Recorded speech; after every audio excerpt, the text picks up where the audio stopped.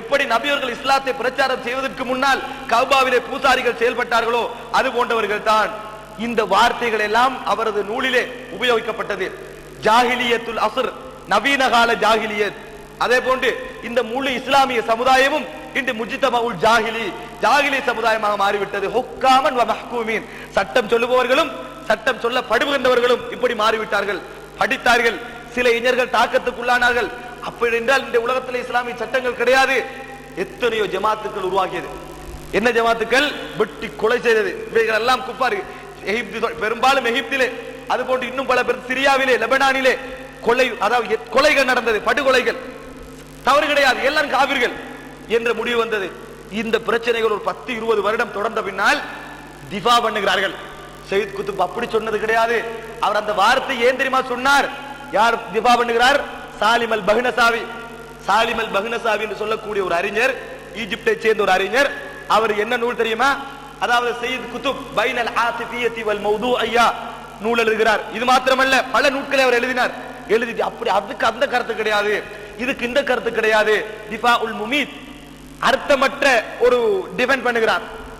சகோதரர்கள் திட்ட தெளிவாக சொல்லி இருக்கிறார். எத்தனையோ வார்த்தைகளை அது போன்று உபயோகித்திருக்கிறார்.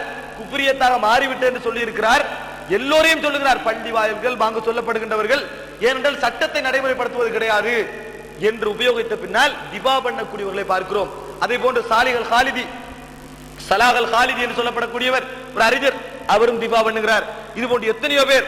அவர் அந்த கருத்திலே சொன்னது கிடையாது, நாங்கள் நிரூபிப்போம் அவர் அந்த கருத்திலே தான் சொன்னார் என்பதற்கு அவரது தஃசீர்களும் அவரது அனைத்து நூட்களும் ஆதாரமாக இருந்து கொண்டிருக்கிறது. சகோதரர்களே, இது என்ன காரணம்?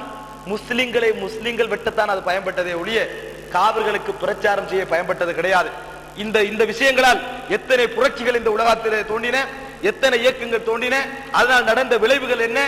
இஸ்லாமிய ஆட்சி என்பது இஸ்லாத்துடைய பார்வையில் பார்க்காமல் இந்த உலகத்தில் ஏற்பட்ட அந்த பிரெயின் வாஷ், மூளை சவலை தாக்கங்களால் ஏற்பட்டதனால், அவைகளை சொன்னதனால் இந்த உலகத்தில் இந்த இஸ்லாமிய உலகம் சந்தித்த விளைவுகள் என்ன? இந்த இஸ்லாமிய உலகம் சந்தித்த விளைவுகள் என்ன? அந்த அறிஞர்களுடைய வார்த்தையிலிருந்து வாயிலே வந்த கருத்துக்கள் என்ன? எத்தனை நூட்கள் இஸ்லாத்துக்கு மாற்றமாக வெளியாகியது? ஏன்?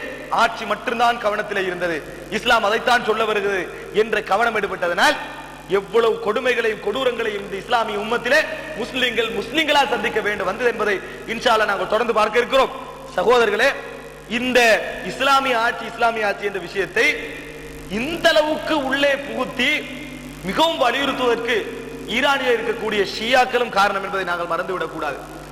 அதனால் தான் சகோதரர்கள், இந்த இஸ்லாமிய ஆட்சியை பேசக்கூடிய சகோதரர்கள் அந்த சகோதரி எந்த சஞ்சிகையிலும், எந்த பயான்களிலும், எந்த நூட்களிலும் ஷியாக்கள் பற்றி ஒரு வார்த்தை கிடையாது, ஒரு வசனம் கிடையாது. ஷியாக்களை பற்றி இதற்கு பிறகும் அவர்கள் எழுதுவது கிடையாது. ஷியாக்களை பற்றி இதற்கு பிறகும் அவர்கள் எழுத போவது கிடையாது. அவர்களிலே இலங்கையிலே மஹதி பவுண்டேஷன் உருவாகியது, ஒரு வழிகட்ட இயக்கம். அதற்கு எதிர்த்து எழுதினார்கள், அதற்கு நூல் போட்டார்கள், மறுப்பு சொன்னார்கள். அதையும் விட பலமாக ரசூலுல்லாஹி ஸல்லல்லாஹு அலைஹி வஸல்லம் அவர்களை ஏசக்கூடிய, அபூபக்கர் ரலியல்லாஹு அன்ஹு அவர்களுக்கு, உமர் ரலியல்லாஹு அன்ஹுக்கு எதிராக சாபம் செய்யக்கூடிய, ஆயிஷா ரலியல்லாஹு அன்ஹா அவர்களை விபச்சாரி என்று சொல்லக்கூடிய ஷியாக்களை குர்ஆன் முழுமையாக மாற்றப்பட்டு விட்டது, திணிக்கப்பட்டு விட்டது என்று சொல்லப்படக்கூடிய ஷியாக்களை ஒரு வசனம் எதிர்த்து எழுதுவது கிடையாது. என்ன காரணம்? அவர்கள் இஸ்லாமிய ஆட்சி என்ற விஷயத்தில் கொஞ்சம் உறுதியாக இருப்பார்கள். அவர்களுடைய பார்வையில் இது இஸ்லாமிய ஆட்சி, அதை இஸ்லாமிய ஆட்சியை பேசுவார்கள். அதையும் சொல்லத்தான் கொண்டு வந்த இன்ஷா அல்லாஹ் அடுத்த வாரம் அவர்கள் இஸ்லாமிய ஆட்சி மூலமா என்ன சொல்லுகிறார்கள்? இஸ்லாமிய ஆட்சி அவர்கள் கொடுத்த முக்கியத்துவம் இருக்கிறதே, தௌஹீதையும் தாண்டி, அகீதாவையும் தாண்டி ஒரு பெரிய ஒரு முக்கியத்துவத்தை இந்த ஷியாக்கள் கொடுத்தார்கள். இந்த ஷியாக்களில் இந்த ஆட்சி சம்பந்தமான இந்த கருத்தை இந்த அளவுக்கு புகுத்துவதற்கு முடிந்த காரணம் என்ன தெரியுமா? அப்துல்லா இப்னு சபா என்ற யகூதியுடைய கையாடல். நான் சொல்லவில்லை, இன்று இருக்கக்கூடிய ஷியா அறிஞர்கள் ஈரானிலே வெளியிடப்படுகின்ற நூட்களில் அவர்களாக எழுதியிருக்கிறார்கள். சகோதரர்களே, அவன்தான் அடிப்படை காரணம். இந்த ஒரு யூத கொள்கையை விதைக்க வேண்டும் என்பதற்காக உருவாக்கிய ஒரு குழுதான் இந்த ஷியா குழு. இந்த ஷியா குழுக்கள் இஸ்லாமிய ஆட்சியை கூடுதலாக பேசுவார்கள். அதனால் தான் சவுதி அரேபிய அரசாங்கத்தை விட அவர்கள் இவர்களால் விரும்பப்படுகிறார்கள். சவுதி அரேபிய அரசாங்கத்தை விட விரும்பப்படுவது காரணம் அதுதான். என்ன காரணம்? இஸ்லாமிய ஆட்சியை பேசுவார்கள், என்ன குப்பை நடந்தாலும் இஸ்லாமிய ஆட்சியை பேசுவார்கள் என்பதுதான் காரணம்.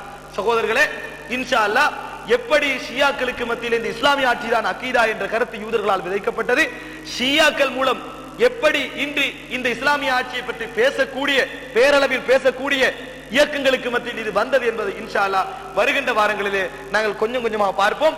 அடிப்படையிலே மனதிலே வைத்துக் கொள்ள வேண்டும், வணக்கத்திற்குரிய நாயன் அல்லாஹ் ஒருவனை தவிர வேறு யாரும் கிடையாது என்பதை சொல்ல, நடைமுறைப்படுத்த, பிரச்சாரம் செய்யத்தான் நபிமார்கள் இந்த உலகத்திற்கு வந்தார்கள்.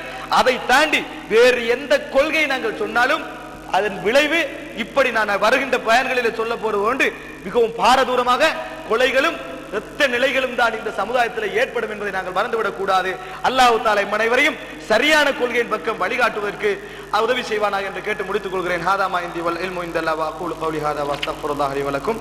வஸ்ஸலாமு அலைக்கும் வரஹ்மத்துல்லாஹி வ பரகாத்துஹு.